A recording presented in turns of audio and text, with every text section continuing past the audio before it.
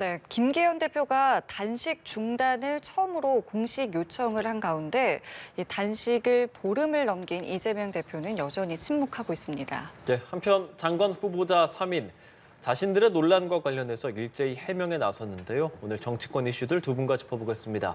윤기찬 국민의힘 법률위 부위원장, 서용주 더불어민주당 상근 부대변인 나와 계십니다. 어서 오십시오.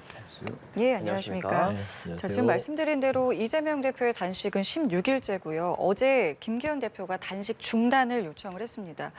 그동안은 이 단식에 대해서 참 부정적인 태도를 보여왔던 김계현 대표가 단식 중단을 요청한 배경에 대해서 먼저 좀 어떻게 생각하셨습니까? 그러니까 단식 명분이 있다라는 평가 전환은 아니에요.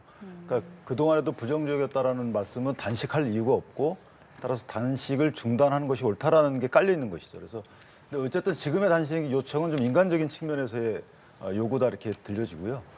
왜냐하면 지금 16일 차인가요? 예. 좀 너무 오래됐는데 건강이 급격히 안 좋아지실 수 있기 때문에 지금쯤 아마 그러니까 자연인으로서의 김기현 대표가 인간적인 의미에서 단식을 요청드린 것이다. 이렇게 평가하는 것이 맞고 예. 여기에 이재명 당대표께서 요구하신 이런 내용들을 수용한다는 의미는 전혀 들어있지 않은 것이죠. 그렇게 되면 그것은 공적인 취지의 지위에서 나올 수 있는 메시지는 아니에요.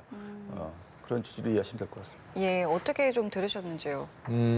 집권여당 대표가 16일 만에 겨우 최고위에서 단식 중단해라 라고 얘기한 거는 이거는 뭐 이재명 대표에 대한 걱정에서는 아니고 제가 봐서는 좀 야박하다, 비정하다 이런 말을 들을까 봐 책임을 좀 면피하려고 일단 명분 쌓기용으로 그럼 하나 어떻게 던져놓은 것 했어야 같아요. 됐다고 보세요? 직접 뭐 찾아간다던가 이런 게 원래 필요했다고 보세요? 통상적으로는요. 예. 직접 찾아가는 게 맞죠. 찾아가서 얘기하는 게 어렵습니까? 그러니까 민주당 대표실하고요. 국민의힘 대표실하고 한 50m도 안 돼요. 본청 가보시면. 그러면은 그 일 보시고 최고위원 보통 비공개 하기 전에 대표실 가는 거 어렵지 않습니다. 걸어가면 한 1분 정도 걸릴 거예요. 그러면 가서 들려서 쓱 그냥 뭐 꼭 약속 안 하고 들어와도 야당 대표한테 여당 대표가 괜찮냐. 늦어서 미안하지만 솔직히 명분이 없어서 내가 그동안 안 찾아왔다. 하지만 이렇게 되면 쓰러진다. 이거 큰일 난다. 좀 그만 이제 하고 우리 좀 국정을 돌볼 수 있는 좀 어떤 자리를 한번 마련해 보자. 이렇게 하는 게 통상적인 뭐 모습이잖아요. 우리가 볼 수 있는. 근데 최고위 마이크 50m 떨어진 여당 지도부 그 회의석상에서 자 그만하세요 하고 나서 명분이 없어요라는 말은 똑같이 하잖아요. 그러니까 이거는 그냥 입으로만 본인의 어떤 정치적인 책임을 면탈하기 위한 행위일 뿐이다라는 점에서는 좀 아쉬움이 커요. 근데 이 형식이 중요한가요? 저는 사실은 이전에는 단식 중단 요청을 하는 게 맞지 않겠느냐라는 일부 정치적 메시지가 나왔단 말이에요. 예. 민주당에서. 그러니까 요청을 했어요. 이것이 어떤 진심이 없는 요청이다 이렇게 또 평가할 만한 근거도 없는 사안이잖아요. 그러니까 요청을 드렸는데 그거 와서 해야지 왜 거기서 얘기하느냐. 최고위에서 대국민들이 다 보는 앞에서 메시지를 냈단 말이에요. 비공식적인 요청도 아니고. 그랬으면 그거하고 찾아와서 손잡고 하는 거 뭐가 틀리죠? 저는 이런 식의 그러니까 뭔가 지금 철도도 파업하고 있고 상당히 경제도 어렵고 한데 늘 야당에서 하는 말씀 아니었습니까? 민생 문제를 다루고 계신데 지금 민생 문제는 민생 파괴라는 대통령 메시지 내라라는 것뿐이 없어요. 이재명 대표께서 하시는 말씀이. 예. 그 이제 이재명 당대표께서는 사실 그 시위 현장에 가서 여러 가지 역할을 하시든가 이래야 되는데 지금 단식을 통해서 모든 국정의 메시지들이 다 이쪽으로 매몰되고 있잖아요. 자, 이런 상황에 대해서는 저는 야당의 당대표께서 한 번쯤 고민을 해보셔야 된다. 건강 문제도 있지만 국정의 한 축인 입장에서도 이런 메시지 관리를 좀 하셔야 된다는 생각을 해요. 아니 사람 관계가 이런 태도와 모습이 중요하지요. 어떻게 그게 평가의 대상이 안 되겠습니까? 예를 들어서 성이라는 게 그렇죠. 통상 제가 윤기찬 변호사님한테 전화로만 늘 용건 얘기하는 거랑 만나서 얘기하시죠라는 것은 다른 거잖아요. 만나면 조금 더 심도 있는 얘기를 할 수 있는 것이고 또 밖에서 사람들이 보더라도 만나는 것들은 전화 통화나 메시지를 그냥 툭 던지는 것보다는 그래도 뭔가가 좀 태도가 좀 분명하다, 진심 어리다라고 평가를 할 거라고 저는 생각을 해요. 저는 그런 얘기고 제가 말씀드렸잖아요. 공간 자체가 멀지 않아요. 최근에 김기현 대표가 저 멀리 있는 대구에 박근혜 전 대통령 찾아가시잖아요. 그 시간이 있으면 가시기 전에 잠깐 50m 옆에 있는 야당 대표 방에 와서 그 말하는 게 힘드냐 이제 그런 얘기를 하는 겁니다. 그나마 용기를 내서 뭐 윤석열 대통령 눈치를 지금 보고 계실 텐데 그럼에도 불구하고 용기를 내서 그 말하셨다는 것은 높게 치고 있습니다. 제가 한 말씀만 드리면 뭐 취지는 이해하겠어요. 그런데 이게 사인 간의 인간관계를 형성해서 사회생활하는 게 아니잖아요. 월급 받고 국민이 건네준 어떤 그 이 주권을 갖다가 행사하는 공적인 자리들이에요. 그런데 찾아가 손잡냐 안 잡냐 이런 문제가 아니고 정확히 뭐 단식의 목적이 뭐고 뭐를 위해서 어떤 걸 위해서 단식하는지에 대한 논쟁은 그건 당연히 야박한 게 아닙니다. 지금 이재명 당대표께서 개인이 아니시잖아요. 야당의 대표이시기도 하지만 국고보직을 받는 야당의 당 대표세요. 그러니까 국회의원이시기도 하죠. 월급 받는 국회의원이십니다. 그러면 이걸 갖다 인간적으로 야박하다 이렇게 접근하게 되면 모든 말씀들을 할 수가 없어요. 저마저도 맞아요. 야박한 말씀이잖아요. 제가 드리는 말씀도. 그러나 지금 국가가 어렵다고 대통령에게 여러 가지 요구를 하시면서 본인은 왜 나도 야당의 한 축이다, 국정의 한 축이다 이렇게 말씀하시면서 본인은 그 역할을 왜 지금 안 하시냐 이 말이에요. 예. 단식으로 할 역할이 따로 있는 것이지 지금은 단식으로 할 민생 관련된 역할이 많단 말이에요. 근데 그걸 단식으로 다 매몰시키고 계시잖아요. 이런 점 등에 대해서 책임의식도 느껴야 되는 것이고 예. 인간적인 측면의 논의는 그거는 또 우리끼리 할 얘기고 지금 국민들 앞에서는 이건 대의민주주의 한 축을 담당하는 사람들의 어떤 책임의식 차원에서도 얘기를 윤 변호사님 아주 좋은 소리를 하셨어요. 제가 그 얘기를 하고 싶은 거예요. 제가 이제 인간적인 면만 얘기하는 게 아니라 예. 태도를 왜 보냐면 이게 사적인 행위가 아니라 정치 행위이기 때문에 더더욱 찾아가는 행위들, 의전 행위들이 중요하다. 국민들이 보고 있다는 측면에서는 가기 싫어도 가야 되는 것이에요. 두 번째, 개인이 아니잖아요. 이재명 대표가 더더욱이. 그러니까 뭐 이런 단식 행위를 하면 안 된다고 하지만 개개인이 아니라는 걸 인정하셨죠. 이거 야당 대표가 단식하는 거는 이 윤석열 정부를 비판하는 국민들의 목소리를 담은 행위일 수 있는 것이에요. 그렇게 했을 때는 더더욱 이재명 대표가 싫더라도 개인적으로 이 이재명 대표가 담당하는 야당 대표의 직책이란 건 윤석열 정부와 집권 여당의 국민의힘에 대해서 비판적 시각을 가진 50% 이상의 국민들의 단식이라고 따졌을 때는 여기에 대해서는 정말 겸허하고 진정 어린 태도를 보이는 게 맞지 않겠냐. 예. 또 이런 측면도 있다고 저는 생각합니다. 한 말씀만 드릴게요. 한 말씀만 죄송한데. 부탁드려요. 예, 한 말씀 드십시오. 예. 제가 반박 자, 안 하겠습니다. 이게 이재명 당대표에서 개인적 지위가 있고 말씀 주신 공적인 지위가 있어요. 그러면 공적인 지위에서 단식을 들어갔다고 쳐요. 그걸 인정해 드린다고 쳐요. 그럼 개인적인 여러 가지 임무들이 있어요. 검찰 소환에 응해야 되는 부분. 이거 당대표이기 때문에 소환하는 거 아니잖아요. 원래 이전에 있었던 본인의 행위에 대해서 수사 차원에서 소환하는 거예요. 그럼 그거 다 소화하시고 그다음에 단식을 하셨어야 되는데 했잖아요. 왜 소환 통보 2번 하고 나서 바로 단식 들어가십니까? 다 했잖아요. 소환 통보 다 하시고 소환 일정 미루고 하신 거잖아요. 그러니까 아니, 이거는 결국에는 다 만약에 했잖아요. 당대표께서 검찰 소환에 다 응해서 조사 받으신 이후에 이 단식에 들어가셨으면 지금 주신 말씀처럼 이거 뭐 공과사를 분리해가지고 하기 때문에 이것이 공적인 명분을 인정받으실 수도 있어요. 그런데 이게 같이 섞여 있는 상황에서 단식을 돌연 들어가셨단 말이죠. 그러니까 국민적 시각에서 보면 이게 조금 애매한 부분의 단식이다. 명분을 인정할 수 있겠는가라는 의혹의 논출이 있는 것이죠. 그거는. 예, 알겠습니다. 이게 어쨌든 지금 말씀하신 것처럼 단식 중에 이제 검찰 조사도 받았고 그렇기 때문에 이 단식이 앞으로 검찰의 뭐 영장 청구 시점까지 이어지겠느냐 뭐 이런 여러 가지 전망들도 좀 나오고 있는 가운데요. 민주당 내부에서도 여러 목소리가 좀 나오고 있습니다. 관련 발언 듣고 대답 이어가겠습니다. 검찰의 이 체포동의안이 제가 말씀드린 대로 시기적으로도 아주 정략적으로 치고 있고요. 왜 검찰이 지금 검찰 같지가 않아요. 정치권 같아요. 여당을 일방적으로 돕는 것 같아요.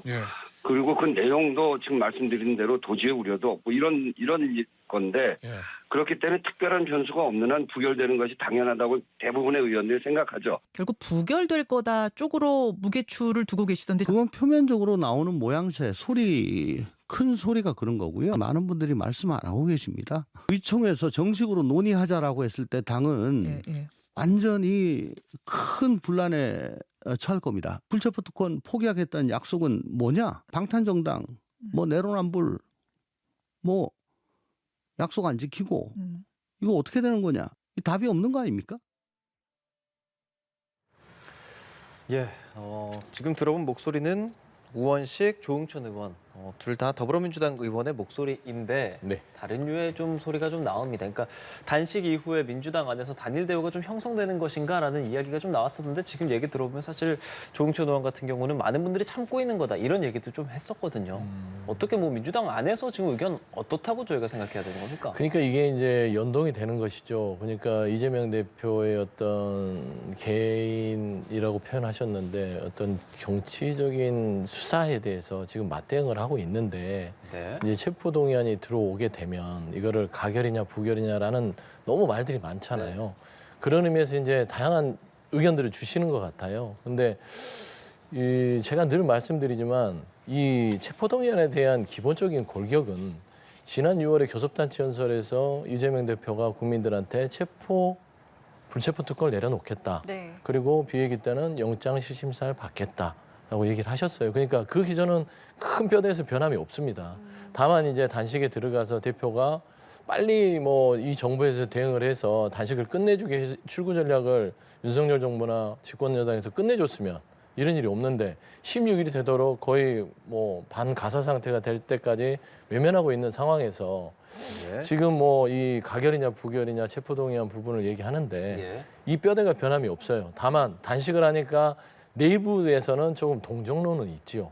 뭐 그거는 사실입니다. 네. 굳이 이렇게까지 단식을 하시는데 굳이 우리가 가결표를 던지는 것들이 너무 야박하지 않냐라는 건 있지만 전체적인 흐름은 기본적으로 이재명 대표께서 국민한테 약속하신 부분들에 대해서는 지켜주는 게 맞겠다라는 것들이 중론이고요. 그래서 양쪽의 의견들이 의원실의원과 총천원의 얘기들이 나오는 것 같아요. 네, 근데 어제 한 보도에 따르면은 이 내부에서 어떤 뭐 체포 동의안이 이제 넘어왔을 때 대응할 어떤 시나리오가 좀 나왔다라는 이제 이야기가 나왔고 관련해서 민주당에서는 뭐 논의된 적은 없다라고는 하고 있는데 이 내용을 좀 저희가 어떻게 봐야겠습니까? 그러니까 이제 이게 여러 가지로 막 분석을 하더라고요. 네네. 두 지금 가지 중요한 거는 아니더라고요. 단식의 의미는 예. 현 윤석열 정부와의 소통을 통해서 국정을 안정화시켜야겠다라는 것이에요. 네. 그게 목적인데 마치 이게 무슨 부결이냐 가결이냐 체포동의안과 연관이 돼 있는 것처럼 하는데 이거는 격가지의 얘기고요. 저는 지금 그 문건에 대해서 말씀드리면은 전혀 공식 문건이 아니고요. 논의된 바가 없다. 그래서 그 출처는 어디서 나왔는지 모르겠어요. 누가 뭐 뇌피셜을 작동해서 여러 가지 뭐 시나리오를 썼는지 모르겠지만 그거는 공식적으로 어떤 당의 공식 기구에서 나온 게 아니다라는 말씀을 드리고 네. 그래서 내용을 저도 살펴봤더니 예. 기본적으로 이제 가결에 하는 것들이 국민들에게 신망을 얻을 수 있는 기대라는 게 큰 축인데 네. 아마 문제가 되는 게 뭐 50석을 뭐 넣어서 예. 기권을 하게 되면 국민의힘 쪽에서 이제 가결하는 모양새를 하는 것들이 조금 더 검찰의 어떤 이 비정한 수사, 검찰의 정치적인 수사에 대해서 입증하는 게 되지 않겠냐라는 것인데 예. 이런 얘기들은 뭐 얘기들이 있었어요. 뭐 이제 여러 가지 분석을 하잖아요. 있지만 공식화해서 논의한 바는 전혀 없었는데 왜 이 보도가 어디에서 나왔는지 제 생각에는 누가 한번 이렇게 돌아다니는 이야기를 정리를 한 것들이 무슨 당 공식 기구에서 논의된 것처럼 네. 비춰진 보도지 않냐. 저는 뭐 그렇게 저희도 보고 있습니다. 공식이라고 말씀드리는 건 아니고 네. 그런 류의 시나리오들이 나오고 있는데 네네네. 또 안에서 어떻게 생각하는지가 좀 궁금했던 거고 국민의힘이 주도적으로 그러니까 민주당에서 몇몇 의원들이 참가해서 기권을 하면 국민의힘이 주도적으로 가결을 만드는 그런 모양새도 이 시나리오에는 좀 거론이 되는 것 같고 어떻습니까? 민주당 안에서 좀 다양한 이야기가 나오는 이 체포동의안에 대한 생각 좀 여쭤보겠습니다. 글쎄요, 이게 어쨌든 단식 이후에 어떤 상황 변화가 있는지를 보면 그 단식의 결과적인 목적이 드러나는 거 아니겠어요? 그런데 혁신에서도 이 특권을 내려놓자라고 얘기를 했고 그것을 또 의원총회에서 약간 바꿔서 정당한 영장 청구의 경우는 그렇게 하겠다라고 또 화답을 해요. 근데 당대표께서 난 내려놓겠다라고 얘기했음에도 불구하고 지금 돌아가는 모양새 보면 이게 뭔가 본선을 지켜봐야 되는 의원들 입장하고 당대표의 이 공천에 중요한 의원들 입장하고 뭐 입장이 바뀌겠죠. 이건 뭐 현실적인 얘기일 겁니다. 근데 어쨌든 이재명 대표 입장에서 보면 분명히 18, 20, 21일인가요? 예. 본회 일정이 25일은 어차피 합의된 게 아니고 할 수도 있다기 때문에 예. 그럼 21일까지는 이 단식을 유지하실 걸로 보여져요. 개인적으로는 표결 일자까지는. 그런데 어쨌든 당대표 입장에서 보면 본인이 말을 국민께 약속을 했으면 그 약속이 지켜질 수 있는 절차적인 약속도 이행을 해야 되는 겁니다. 그러니까 나는 이렇게 얘기했기 때문에 나는 이렇게 얘기하는데 되는데 뭐 의원들이 부결시키면 어떻게 하냐 이런 입장은 사실은 국민께 굉장히 누가되는 거죠. 그래서 당대표의 앞으로의 행보를 보면 그 이전에 했던 약속에 대한 진정성 또는 이 단식이 방탄용 단식이라는 일부의 어떤 의혹 이런 것들에 대해서 국민이 어떻게 볼지가 결정이 될 것이다 이렇게 생각이 듭니다. 예, 뭐 아직 체포동의안이 뭐 돌아온 것은 아니고 또 이재명 대표도 단식 중이기 때문에 아직 지켜봐야 할 부분이 좀 있어 보입니다. 저희는 주제를 좀 바꿔보겠습니다. 장관 후보자 3인이 지명이 됐죠. 지금 신원식 국방부 장관, 유인촌 문체부 장관, 김행 여가부 장관인데요. 지명되고 나서 몇몇 논란이 있었고 그에 대해서 해명을 좀 나섰습니다. 해명에 나선 것에 대한 발언을 함께 듣고 대담을 이어가 보죠. 과거에 하셨던 발언들을 좀 문제 삼는 지적들이 있습니다. 어떻게 보실까요? 쿠데타는 절대 있어서도 안 되고 있을 수도 없고 대한민국 현실에 불가능하다고 봅니다. 그 과거에 했던 발언에 관련된 모든 것은 대법원 확정 판결과 그리고 정부의 공식 입장을 100% 지지합니다. 문재인 전 대통령에 대해서 하셨던 발언에 대한 입장은 그대로 구체적인 것은 그 각 개개의 발언에 대한 것은 제가 정리해서 청문회 중이나 청문회 직전이나 충분히 국민께 설명드리겠습니다. 워낙에 블랙리스트 의혹이 있었는데요. 그거에 대해서는 조금 해주실 말씀 있으실까요?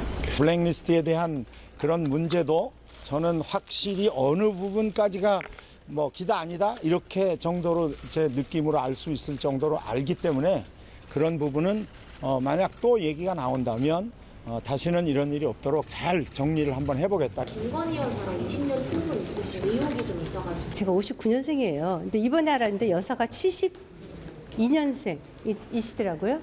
저희 딸이 83년생이에요. 그럼 차라리 저희 딸하고 친구라고 얘기하는 이게 더 가짜뉴스로 더 완벽성을 가질 수 있을 것 같아요. 그래서 저랑 지연과 학연 또 사회에서 경력을 보면요. 겹칠 수 있는 부분이 정말 하나도 없어요. 이제 가짜뉴스가 괴물의 수준에 이르렀구나 이렇게 생각합니다. 네, 새 후보자의 목소리 들어봤습니다. 먼저 신원식 국방부 장관에 대한 이야기를 좀 해보겠습니다. 쿠데타 있어서도 안 되고 있을 수도 없는 일이다라고 얘기했고 대법원 판결과 정부의 공식 입장을 100% 지지한다. 신원식 후보자의 입장 어떻게 들으셨습니까? 그래서 본인이 이제 전후 맥락에 대해서 설명을 더 청문회 자리에서 해야 되겠지만 본인이 이런 취지 같아요. 이전에 본인이 했던 얘기가 12.12 반란의 경우에는 뭐 나라를 위해서 이렇게 입장 본다 이런 거잖아. 나라를 위한 해서 한 것을 본다. 그러나 이것이 그 군사 반란이라는 법적 평가는 피할 수 없다라는 취지로 저는 읽혀지는 것이고 지금까지 다 맥락을 이해한다면 다시 말씀드리면 어떤 쿠데타도 다 나라를 위해서 한다고 다 들고 일어나잖아요. 쿠데타 세력은 그렇게 명분을 세우는데 설령 그런 명분이 있다고 본다 하더라도 그렇게 봐주겠다. 그러나 그렇다 하더라도 이 군사 반란은 군역법상의 그 반란죄다. 이런 취지의 설명 과정에서 있었던 것으로 얘기가 있는 것 같고요.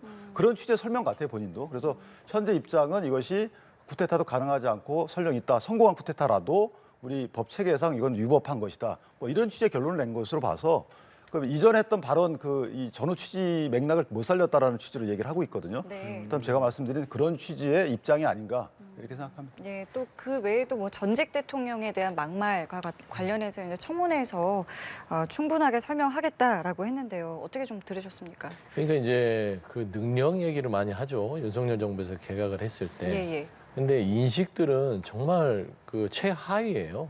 뭐 신원식 국방부 장관을 보면 첫 번째 12.12 전두환 쿠데타 부분들은 이미 법원에서 판결이 됐습니다. 내란 음모잖아요. 근데 그거를 그 태극기 집회에 가서 무슨 영웅적으로 뭐 이렇게 지켜 세우는 그런 발언을 했던 분이에요. 그러면은 여차하면 당시에 뭐 문재인 대통령이 현직 대통령이었는데 현직 대통령의 목을 따는 건 시간 문제다. 뭐 문재인 현 대통령은 간첩이다. 이렇게 주장했던 분이거든요. 그리고 이제 그 국회의원이 되셔서 홍범도 장군은 뼛속까지 공산주의자다. 이렇게 주장했던 사람이에요. 이런 인식의 태도를 가진 사람이 국방을 한다. 첫 번째는 국가 간에 대해서 언제든지 힘으로, 민주적 절차가 아니라 힘으로도 국가를 전복시키는 것들이 영웅적 행동이라고 판단하는 사람. 그다음에 독립운동했던 항일 영웅에 대해서도 본인이 보기에는 소련 제복 입었다고 공산당이라고 공산주의자로 파악하는 이런 인식. 이런 분이 국방에 있다. 윤석열 대통령이 위험하죠. 윤석열 대통령 못하면 쿠데타라도 정당화해서 할 겁니까? 그렇게 주장하실 수 있는 국방부 장관한테 물론 군수통수권자는 대통령이지만 이런 위험한 사람은 국방부 장관에 앉혀놔요? 저는 저 같으면 안 앉혀요. 근데 이런 분을 데려다 놓고 지금 국방부 장관 후보자에 하고 있으니 우리 국민들이 얼마나 창피할 노릇이냐. 저는 그렇게 판단하고 싶습니다. 제가 이 국방장관의 역할도 감안해야 된다고 봅니다. 지금 주신 말씀 맞아요. 그런데 어쨌든 본인이 해명한다고 하는 것이고 국방장관의 역할은 적의 침입으로부터 국토를 방해하는 겁니다. 그런데 이 서해 공무원 피살 사건 때 보면 그걸 막지도 못했고 구하려고 시도도 안 했고 그런 것에 은폐한 혐의로 소 전 국방장관은 구속이 됐어요. 그다음에 관련자들은 이 연평해전 뭐 천안함 폭침 이게 불미스러운 일이라고 평가를 해요. 불미스러운 일이랍니다. 자, 이런 국방관을 갖고 있는 사람들보다 훨씬 나은 것이죠. 그리고 주적 개념, 적의 개념 자체를 국방백에서 삭제를 했어요. 그다음에 정신교육 교재에서 삭제했습니다. 적이 누군지도 몰라요. 자, 지금의 적은요. 지금의 적은 공산주의 전체주의가 맞잖아요. 그리고 지금 북한 정권이 지금의 우리의 적은 맞아요. 이건 인정하고 들어가야 되는 것이죠. 그래서 거기서 출발을 해서 그 범위 내에서 움직이는 이런 어떤 역사관을 가져야 되는데 전혀 그렇지 않은 분들이 국방장관을 해서 군을 이끌어왔다는 거죠. 그런 측면에서 보면 일부 부적절한 발언에 대해서 본인이 해명할 일이지만 어쨌든 그걸 제외한다 그러면 저는 이분은 작전 분야와 그러니까 군수훈련 분야를 전부 다 코스를 다 밟아오신 분이기 때문에 국방장관으로서 역할이 기대된다 이렇게 생각합니다. 아니 저는 거기에 대해서 반박하고 싶은 게 있어요. 신원식 그 장관 후보자만 그런 능력을 가진 게 아니에요. 대한민국에는 무수한 자원들이 있습니다. 꼭 뭐 전인 정부에 대해서 평가하실 필요는 없고 중장 출신이에요. 신원식 장관 후보자가요. 중장 이상으로 많은 작전과 기획을 했던 분들이 많습니다. 최근에 예를 들어서 좀 우스갯소리지만 김관진 전 장관 아주 창군이라는 평가를 받았죠. 그분 사면됐잖아요. 그러면 그런 분을 갖다 쓰면은 능력에 대해서 얘기한다면 비교 대상이 됩니까? 저는 그런 의미에서는 신원식 장관이 왔다는 게 가장 우려스러운 건 홍범도 장군에 대해서 흉상 이전을 주도했던 사람이에요. 그 부분을 장관을 임명했다는 건 용산 대통령실이 홍범도 장군 흉상에 이면에 있었다는 걸 증명하는 것이잖아요. 그런 오해를 불러일으킬 수 있는 인물을 왜 국방장관을 임명합니까? 결국에는 이종섭 장관이 홍범도 장군 흉상 논란 때문에 물러나는데 아이러니 하지 않습니까? 그 홍범도 장군 흉상을 이전을 정말 추진했던 의원 시절에 했던 분을 대통령실이 픽을 해서 다시 국방장관에 앉혀요.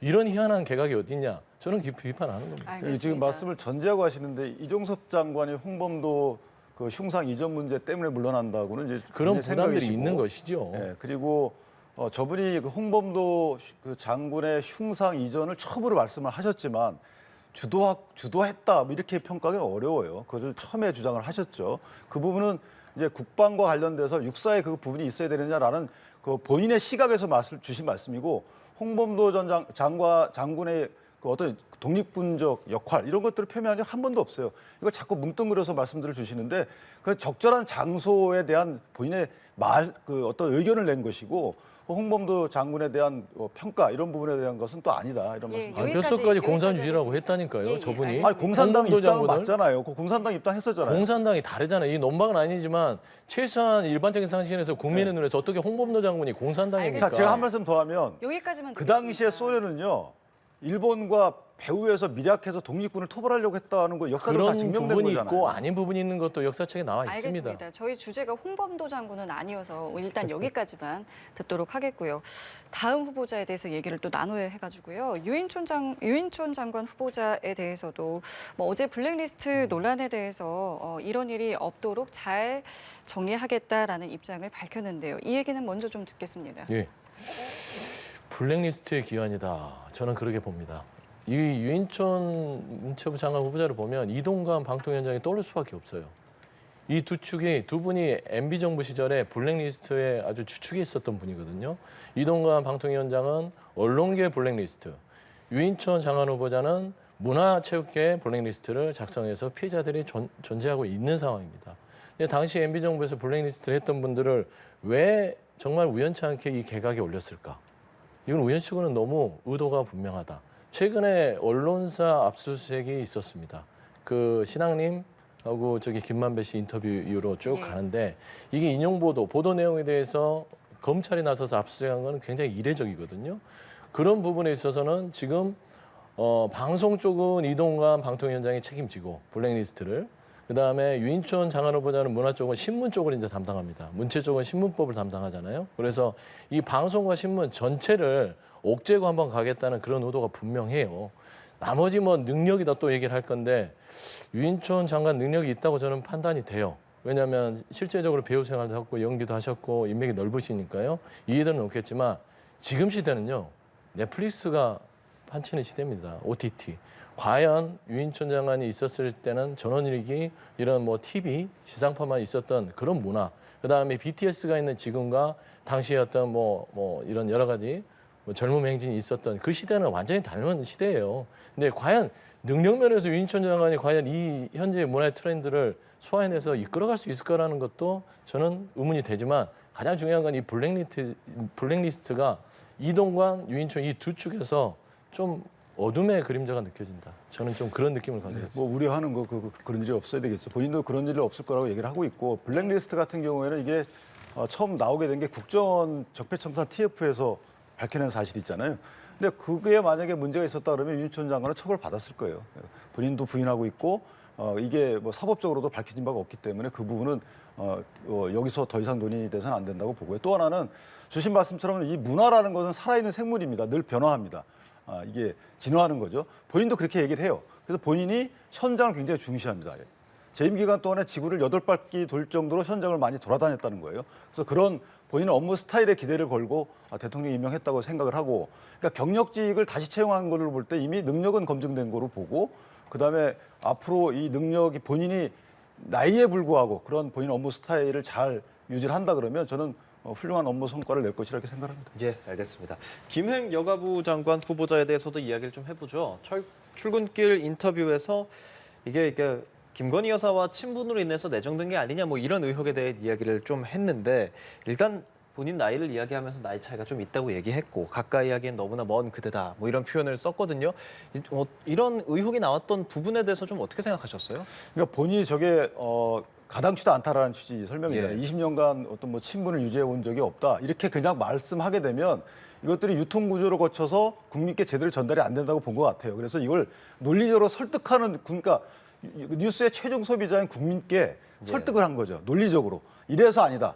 난 70년대 그 학번이고 어떤 분은 70년대 생이고 지역적으로 모든 면에서 겹치는 분야 하나도 없다. 따라서 20년간 친분설이라는 건 가짜뉴스다라는 말을 저렇게 해야 되는 현재 뉴스 유통 구조가 좀 어떻게 보면 한탄스러운 것이죠. 그러니까 뉴스의 최종 소비자에게 직접 저렇게 논리적 설득을 해야 된다는 거죠. 현재 입장이. 그래서 앞으로 김행 여가부 장관 후보자의 경우에는 이제 여가부 일몰 부처잖아요. 따라서 이 부처의 공무원들께서 걱정이 많을 거고 아마 업무 추진이 제대로 안 될 가능성이 없지 않아 있어요. 따라서 본인이 장악을 잘해서 이것을 뭐 훌륭한 엑시트, 아까 말씀 주셨는데 엑시트를 하면서 여가부에서 담당했던 업무가 다 없어지는 것이 아니고 다른 부처로 이관될 때까지 또 훌륭히 추진해야 되거든요. 이런 두 가지 업무를 해 가야 되기 때문에 상당히 바쁜 업무를 오히려 받았다 이렇게 생각합니다. 가짜 뉴스가 괴물 수준에 이르렀다라는 표현을 썼습니다. 어떻게 들으셨어요? 가짜 뉴스인지 아닌지는 뭐 판가름을 해봐야겠죠. 뭐 이제 친분이 아예, 근데 뭐 김건희 여사랑 친한 게 뭐 책 잡힐 건 아니잖아요. 부인할 것도 아니고 뭐 인연이 없는 것도 아닌 거는 같아요. 뭐 소통도 하는 걸로 알고 있는데 뭐 저는 그렇습니다. 비유는 적절치 않았어요. 그러니까 뭐 70년대 학번과 70년대생 뭐 딸하고 친구냐. 근데 원래 딸하고 친구처럼 지내지 않습니까? 저는 그런 의미에서는 크게 신경 쓸 바가 아닌데 이렇게 발끈할 이유는 없다. 이게 무슨 괴물 수준의 가짜 뉴스는 아니다. 그렇지 않겠어요? 뭐 그게 뭐 지금 여가부 장관 후보자로 되는데 결격 사유로 작용하는 건 아니잖아요. 그다음에 두 번째 말씀드린 건 드라마틱하게 엑시트하겠다. 뭐 그런 얘기를 하셨는데 좀 그 말이 좀 저는 안타까워요. 그래도 여가부라는 것은 지금 현존하는 부처입니다. 그리고 아주 중요한 업무들을 하고 있죠. 근데 거기에 엑시트하겠다는 말은 본인의 비전과 여가부를 어떤 정책의 방향으로 어떤 좀 업그레이드 시킬 어떤 비전을 얘기하기 전에 오해를 살 수 있어요. 셔터 내리고 나오겠다. 문 닫는 역할을 좀 이번에 맡았다라는 오해가 있을 수 있기 때문에 저는 그냥 조금 좀 일반적인 얘기했었으면 좋았을 것 같아요.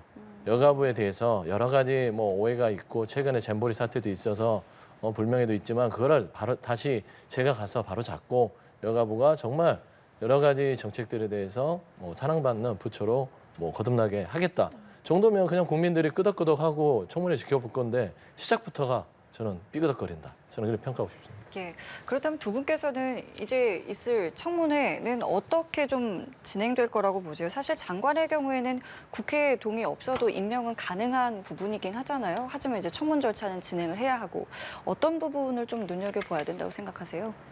저는 개인적으로 청문회는 이제 10월 달 아마 첫째 주경에 되겠죠. 네. 추석 끝나고 나서 국감 이전에 한 3, 4일 정도에 할 텐데 일단 그 기간이 짧고 그리고 이미 모든 논점들이 다 오픈이 돼 있기 때문에 특별히 그 청문회 과정에서 막 누락되는 이런 사항들이 없을 거로 봐요. 다시 말씀드리면 이미 다 언론들이 검증 사안들을 국민께 다 말씀드려서 특별한 그 청문회 과정에서 논란은 없지 않을까. 현재 나온 거 빼고는 그렇게 네. 생각을 합니다. 어떻게 좀 생각하세요?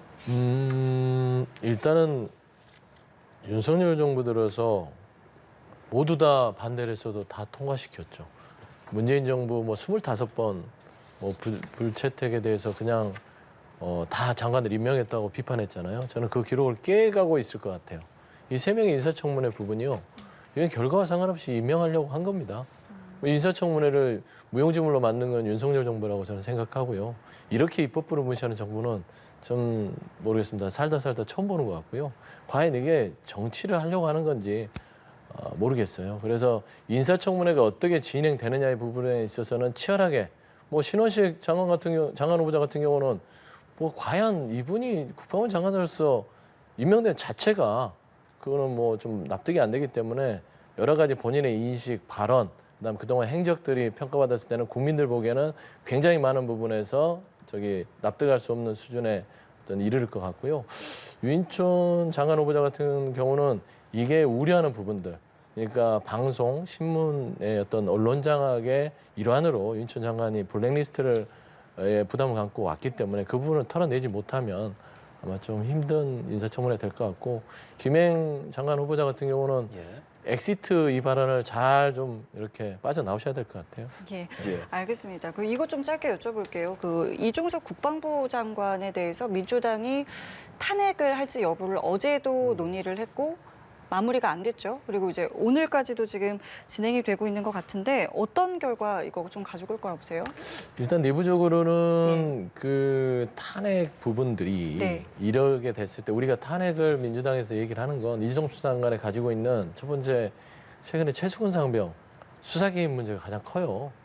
그러니까 그 부분에 대해서 국방부 장관이 왜 본인이 속 시원하게 얘기를 하지 못하느냐, 그 뒤에 누가 있었느냐, 왜 뭐 본인이 다 책임지려고 하느냐라는 것이었고, 두 번째는 홍범도 장관 이전에 대해서 왜 당신이 다 주도한 것처럼 하느냐라는 거를 명확하게 하지를 못한 상황에서 야당에서는 해임 건의안을 먼저 얘기한 거예요. 네네. 해임 건의는 대통령한테 하는 것이죠. 이런 부적절한 국방부 장관에 대해서 대통령이 홍범도 장관 부분이나 최수근 상병에 대한 이 장병의 죽음에 뭔가 미식적인 부분들에 있어서 좀 국방부 장관의 책임을 물어달라는 거거든요. 근데 그거를 할 여지가 없으니까 탄핵으로 넘어가는 거잖아요. 절차가 그렇습니다. 탄핵으로 못 가요. 해임 건의안하고 그게 안 되면 탄핵으로 가는 것이죠. 그런데 지금 뭐 대통령실이 거의 뭐 묵묵부답, 옳은 채 얘기하지 않겠다. 뭐 이러고 있으니 그런 탄핵이 논의됐다가 최근에는 지금 보면은 이제 개각이 단행되면서 탄핵에 어떤 의미가 있겠느냐, 실효성이 있겠느냐는 측면에서는 탄핵 부분에 있어서는 뭐 그냥 마무리가 되는 뭐 이 개각으로서 마무리가 되는 쪽으로 방향을 잡고 가고 있다 그런 말씀드립니다. 근데 저는 개인적으로 탄핵이 나온 시점을 보면요, 원래 그 이종섭 장관에 대해서 그 개각이 있을 것이다, 개각 대상이다 이런 언론 보도가 나온 이후에 탄핵이 급작스럽게 추진이 돼요. 그러니까 탄핵이라는 것은 해당 공직자가 직에서 내려오는 거거든요. 그럼 계속 말씀 주신 게 해당 그 사람 책임지고 내려오라 그래. 이거를 쭉 얘기했다가 그럼 내려온다고 이런 분위기가 조성이 되니까 갑자기 탄핵을 추진합니다. 내려오지 못하게 하려고. 이런 정치 공세가 어디 있습니까? 그러니까 민주당에서는 해당 공직자의 직무 수행이 부적절하면 그 공직자가 그런 직무 수행을 하지 못하도록 하는 게 우선이잖아요. 그래서 해임 건의안도 내려고 했던 것이고 그런 요청도 했던 것이고 그러니까 대통령이나 이런 분위기가 이 사람 개각 대상이 된다 그랬더니 탄핵을 하는데 그 탄핵의 애초에 목적에 부합하지 않게 내려오지 못하게 하려고 탄핵을 한단 말이에요. 자, 이런 그 어떤 제도적 장치를 이렇게 쓰시는 것이 맞는지 저는 그것이 이해가 안 되고 그 탄핵하게 되면 일단은 뭐 사임서도 못 내고 사임도 접수도 못 하고 파면 아니면 할 수가 없거든요. 저 이런 제도 장치를 오용하는 게 말이 된다고 보시는지 모르겠고 그렇게 되면 국방 공백이 불가피한 거예요. 그러니까 여태까지 말씀 주신 것처럼 나라의 안보 걱정을 그렇게 하시는 분들이 국방 공백은 뒤 문제고 정치 공세를 통해서 본인들의 정치적 입지를 늘리는 게 우선인가? 여기에 대해서는 한번 고민해 볼 필요가 있다고 생각합니다. 좀 팩트 체크를 좀 해야 되는데 뭐임 변호사님께서 얘기하는데 우리가 탄핵을 얘기한 게 그 시점이 언론에서 보도된 뒤로 한 게 아니라 그 전부터 특검 발의했잖아요. 최수근 사병. 네. 그때부터 해임 건의안이 논의가 됐기 때문에 상당 시간 그 전에 탄핵의 얘기가 만지작거렸던 것이고 상임위와 대정부질문에서 이준섭 장관의 바른 태도를 보고 이건 해임 건의안 이후에 탄핵을 하는 게 마땅하다라고 했던 것이에요. 그리고 언론 보도는 받은 글로 뭐 이렇게 정보지가 돌아 다음에 이제 언론에서 보도가 됐기 때문에 그 사실관계를 좀 확인해 보시면 저희가 언론 보도 이후에 탄핵 추진했단 말은 사실과 다르다는 말씀드립니다. 이제 근데 간단하게 아니 탄핵이라는 일반적으로 말씀을 해 오셨죠. 그러나 이게 이제 그 직을 개각 대상이 되게 되면 탄핵하지 말아야 되잖아요. 그럼에도 탄핵을 지속한다고 대변인 나서 말씀 주셨잖아요. 그 말의 논리가 그거였다니까요. 이거 뭐 사직원 접수 못하도록 탄핵하겠다. 그러니까 그때 이미 본인들이 그런 입장을 명백히 했어요. 역대 이렇게 한 적이 없거든요. 그래서 안 한다고 했지 않습니까? 그러니까 하지 말라는 소리예요. 그러니까 앞으로도 그런 제도 장치를 이게 정치적 이익을 위해서 쓰는 것은 안 맞다는 취지의 설명을 드리는 거예요. 예, 알겠습니다. 이렇게 좀 안보에 대한 이야기가 나왔으니까 이 부분 여쭤보겠습니다. 사실 지금 북한과 러시아가 국제적으로 굉장히 좀 많은 좀 행보를 하고 있고 지금도 보스토친의 우주 기지 갔다가 러시아에 머물고 있는 김정은 위원장인데 이런 상황을 정치권에서는 규탄의 목소리를 내면서 좀 민주당 같은 경우는 한미일이 군사협력을 강화하는 것에 대해서 좀 이야기하고 또 국민의힘은 좀 문재인 정부의 이야기도 조금 내놓고 있는 것 같습니다. 지금 이렇게 북러간 긴밀해지는 지금 이 상황에 대해서 어떻게 생각하고 계십니까? 그러니까 북중러 이 부분은 이게 작용과 반작용의 문제는 아닌 거고 국제적인 흐름인 것이죠. 그러니까 제가 말씀드린 것처럼 공급망의 재편 과정에서 이게 군사 안보하고 경제 안보가 같이 맞물려 가다 보니까 이것이 같이 움직이는 거지 특정 지역에서 먼저 어떤 작용이 있기 때문에 반작용으로 바로바로 이렇게 대응한 거다 이런 개념은 아닌 것이. 그렇게 되면 국제 정세를 판짜는 것은 굉장히 쉽습니다. 이것도 마찬가지예요. 그러니까 저는 개인적으로 러시아가 김정은 위원장을 불러서 이 회담하는 모습을 공개적으로 만약에 무기 밀거래라면 저렇게 회담하는 모습으로 공개적으로 세계적으로 말하겠어요? 개인적으로 러시아는 휴전을 원한다고 생각을 하고 있고요. 그 휴전을 원하는데 이렇게 우린 전쟁 지속 능력을 확보할 수 있다. 이런 것들을 메시지를 주게 되면 미국 같은 경우에도 바이든 대통령은 11월 달에 내년 11월에 선거를 치러야 됩니다. 그럼 베트남, 제2의 베트남 뭐 잊지 말아야 되기 때문에 패전은 면해야 돼요. 그렇다면 뭐 우크라이나 당국을 빼놓고는 사실 열강들은 휴전에 어느 정도의 공동의 이해관계에 일치한다. 김정은 위원장도 지금 국제 무대에 사라진 지 이후에 한 3년, 4년 만에 다시 등장하게 된 이런 이익을 얻은 것이고요. 또 국내 정치적으로 본인들도 이득을 얻은 것이고 하기 때문에 저것은 저런 약정 내지 우리의 우려대로 뭔가 지속되진 않겠지만 그러나 만에 하나 저렇게 또 무기 거래가 지속이 된다면 우리 막아야 될 거 아니겠습니까? 그런 차원에서 정치권에 논의를 해야 되는 것이지 이것이 누구 탓인지에 대한 뭐 탓공방할 필요는 없다 이렇게 생각합니다. 네, 무기 거래 또 얘기하면서는 사실 이제 성일종 국민의힘 의원 같은 경우는 이렇게 되면 우리도 우크라이나에 무기를 지원하는 방안을 검토해야 한다. 뭐 이런 이야기를 조금 내놓기도 했는데 작용 반작용과 관련이 있는 것은 아니라고 이야기하시거든요. 어떻게 생각하세요? 그러니까 이제 송일종 정책위장이 이런 부분들이 참 생각 없이 발언하는 거예요. 강대강으로 가겠다.